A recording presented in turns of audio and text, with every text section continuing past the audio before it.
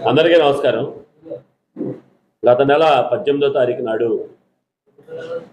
Eluru 3 police station పరిధిలో ఉన్నటువంటి వట్లూరు గ్రామ పంచాయతీ సౌరిపురంలో ఉన్న ఒక మల్లవల్లి విశాలి అనే ఆవిడ తన పుట్టింటికి గుడివాడ వెళ్తున్నానని చెప్పి వెళ్తాం.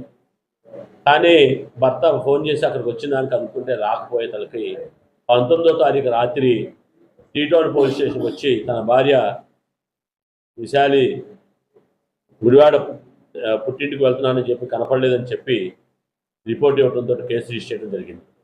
కేసులో దర్యాప్తులో భాగంగా ఆవిడ యొక్క ఫోన్ అప్పట్లో ఆన్లో ఉండటం, కొన్ని ఏరియాల్లో కనపడడంతో ఈ టీంని ఫామ్ చేయడం జరిగింది. ఈ టీము గుడివాడ, తిరుపతి, అదేవిధంగా ఏలూరు చుట్టుపక్కల ప్రాంతాల్లో కూడా ఈ అమ్మాయి కోసం అన్వేషిస్తూ జరిగింది. అదేవిధంగా ఈ కాల్ డీటెయిల్స్ తీసుకోవడం జరిగింది.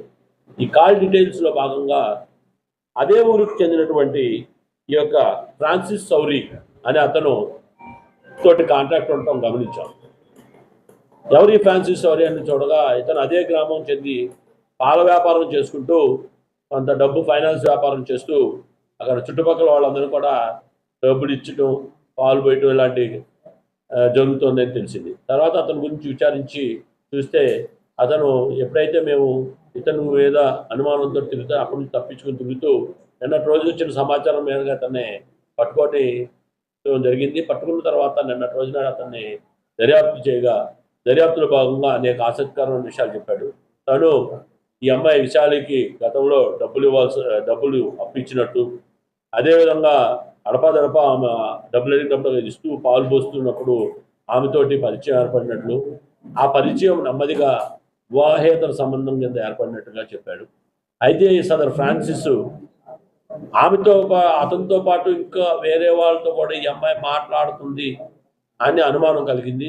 ఈ అనుమానం కలగడానికి కారణం ఈ మధ్యకాలంలో ఈ అమ్మాయి ఫ్రాన్సిస్ని అవాయిడ్ చేయటం, దానికి పిల్లలు ఉన్నారు, ఇంకా నాతోటి మనం ఇలాంటి కరెక్ట్ కాదని చెప్పి ఎప్పుడైతే అమ్మాయి చెప్పడంతో ఈ అమ్మాయి పైన కక్ష పెంచుకొని వేరే అతనితోనో మాట్లాడుతుందేమనేసి అనుమానంతో అతను ఆ అమ్మాయి వాళ్ళకి తెలిసిన బంధువులు వీళ్ళతో ఫోన్లో మాట్లాడటం చూసి అమ్మాయిని ఫోన్ నాగ్గా చూసి ఇతనితో మాట్లాడుతున్నాడని నిర్ధారించుకొని ఇతను ఈ అమ్మాయిని ఎలా అయినా అంతమొందించేయాలని నిర్ణయించుకున్నాడు. ఆ క్రమంలో భాగంగా ముందు రోజే వెళ్ళి ఈ పల్లెరుమూడి గ్రామంలో ఎవరికీ కనపడని ఏరియా పోలవరం కట్టుపోయినటువంటి ఈ నిర్జీవమైన ప్రదేశంలోకి రెక్కీ చేసుకొని తర్వాత 18వ తారీఖు ఈ లోపల ఈ అమ్మాయి కొంత డబ్బులు వాళ్ళ బంధువులకు అప్పు కావాలంటే ఇస్తాను రమ్మని చెప్పి గతంలో అడిగి ఉన్న దాని మీద ఇస్తాను డబ్బులు అని చెప్పి మాయమాటలు చెప్పి హనుమాన్ జంక్షన్ రమ్మని చెప్పడం జరిగింది. ఈ అమ్మాయి 18వ తారీఖు నాడు పుట్టింటికి వెళ్తున్నానని చెప్తూ హనుమాన్ జంక్షన్కు రాగా ఇతను తన బండితో వెయిట్ చేసి ఆ అమ్మాయి రాగానే అమ్మాయిని బండి ఎక్కించుకొని ముందే పథకం ప్రకారం అమ్మాయిని తీసుకొని ఈ యొక్క పల్లెరుమూడిలోని ఈ పోలవరం కనాల్ గట్టు నిర్జీవన ప్రదేశంలోకి ప్రవేశపెట్టి అక్కడ అమ్మాయి పైన గొంతు నిలివి చున్నీతోటి మొత్తం స్ట్రాంగులేట్ చేసి అమ్మాయిని చంపి ఇంకా చావలేదని నిర్ణయించుకొని అక్కడ ఉన్న రాయితో కూడా కొట్టి చంపి అక్కడ పడేసి వదిలేసి వచ్చాడు.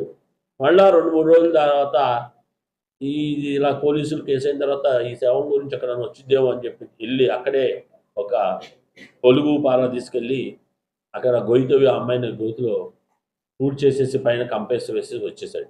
అప్పటి నుంచి తెలివైన పనిగా ఏంటంటే ఈ అమ్మాయి ఫోన్ని తీసుకొని ఆన్ చేసి మధ్యలో గుడివాడలో కొన్ని రోజులు, అలానే తిరుపతిలో కొన్ని రోజులు, అలానే ఏలూరు చుట్టుపక్కల ప్రాంతాల్లో కొన్ని రోజులు ఆన్ చేసి ఆఫ్ చేస్తున్నాడు. అలా పోలీసు వారిని డైవర్ట్ చేయడం, ఈ టీంలన్నీ కూడా తిరుగుతున్న తర్వాత పూర్తిగా ఎప్పుడైతే కాల్ డీటెయిల్స్ రావడంతో అనుమానం ఇతని మీదకు మళ్ళిందో తప్పించుకోవడం తిరగటం మొదలుపెట్టాడు. కాబట్టి నిన్నటి రోజునాడు అతన్ని ఏలూరు 3 సిఐ గారు వారి సిబ్బంది రాంబాబు, అప్పారావు గారు కొంతమంది కలిసి మన కానిస్టేబుల్ సహకారంతో అతన్ని పట్టుకోవడం జరిగింది. పట్టుకున్న తర్వాత విచారణలో భాగంగా అతను ఈ కేసులోని అన్ని విషయాలు తెలియపరిచాడు. ముఖ్యంగా ఇతను ఈ యొక్క పాల వ్యాపారం చేస్తూ అక్కడ ఉన్న లోకల్ వాళ్ళతోటి మాట్లాడి ఏదైతే ఈ మృతురాలు ఉందో మృతురాలతోటి ఈ అప్పులు ఇచ్చే సందర్భంలోనూ పాలు పోసే సందర్భంలో ఫోన్లో మాట్లాడటం, ఆ ఫోన్ల ద్వారా నెమ్మదిగా అతను ఈ అమ్మాయితో వివాహేతర సంబంధం ఏర్పాటు చేసుకొని ఈ రకంగా ఈ యొక్క అఘాయత్వానికి పాల్పడటం జరిగింది.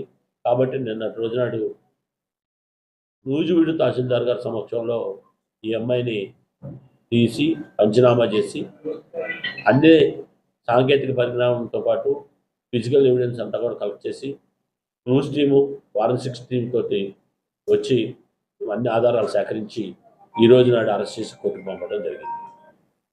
ఈ విషయాన్ని ఎందుకు చెప్తున్నామంటే చాలామంది ఈ మధ్యకాలంలో స్విగ్గీ, జొమాటో, తర్వాత ఈ బ్లింకిట్ ఇలాంటి కొంతమంది ఈ సప్లై చేసే వ్యక్తులు, అదేవిధంగా కొంతమంది ఇలా పాల వ్యాపారము మరియు వడ్డీ వ్యాపారస్తులుగా తిరుగుతూ కొంతమంది అమాయకులైనటువంటి ఆడవాళ్లతోటి, అది వివాహతులు కానీ వివాహం కాని వ్యక్తులు తోటి నెమ్మదిగా సంబంధాలు పెంచుకోవటం, వారి మాయమాటలు చెప్పి ఈ విధంగా వాళ్ళని కొంతమంది బ్లాక్మెయిల్ చేసి వాళ్ళ దగ్గర ఉన్న బంగారాలు డబ్బులు పట్టుకుపోవటం, కొంతమంది హత్యలు చేయడం జరుగుతుంది. కాబట్టి అలర్ట్గా ఉండాల్సిందిగా అందరికీ చెప్తున్నాం.